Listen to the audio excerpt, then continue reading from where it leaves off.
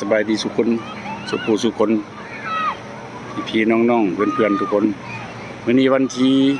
5 เดือน 1 2023ที่ชายหาดบางแสนเด้ออันนี้ชายหาดบางแสนนี่จะยามแรงนี่น้ำจะลงถ้าว่าคันยามเช้าน้ำจะขึ้นฮอดจุดนี้ฮอดจุดนี้แหละหลังจากตั้งบนนั่งนี่แหละ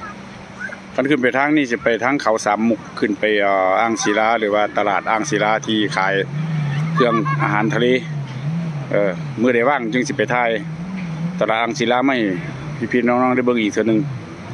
บัดนี้ค่ำแล้วมันกำลังจะปิดโต๊ะตั้งพอค่ำแล้วแดดก็กำลังนอนกำลังลงสุผู้สุคนยังขี่เหือคือขึ้นอยู่นี่แหละตอนแรกนี่ค่ำมันลงน้ำก็ลงตื้นหลายคันย้ำเช้าขึ้นมามันจะงามน้ำจะขึ้นมาฮอดระดับซ้ายตัวที่บ่มีห้อยคนย่างนี่ลงไปพุ่นแต่ทางไปหนองมนหรือว่าศรีราชาหรือว่าเกาะลอยไปเบื้องทางลงไปพัทยาหรือสัตหีบ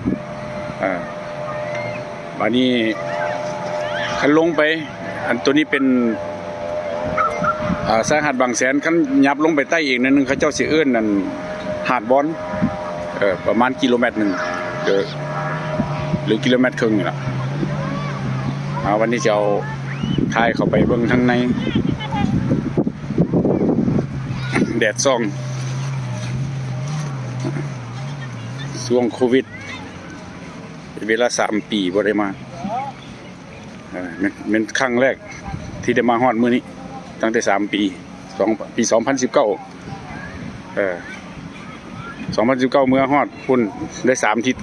เลยโควิดระบาดเลยบ่ได้ออกประเทศฉะนั้นล่ะอันนี้ล่ะแถวเพิ่นปิดแล้วกำลังเริ่มปิดมันค่ำทุกปีมาแต่ละเทื่อต้องได้มาเยี่ยมหาดนี้หาดชายหาดบางแสนนี่มาลองสะทงมาลองอย่างน้ำเพิ่นนี่ล่ะตัวที่เป็นตัวข้างในมุมเทียนลงไปทางวงเวียนหาดวงเวียนหาดปลาเริ่มหรือว่าปลาสลาม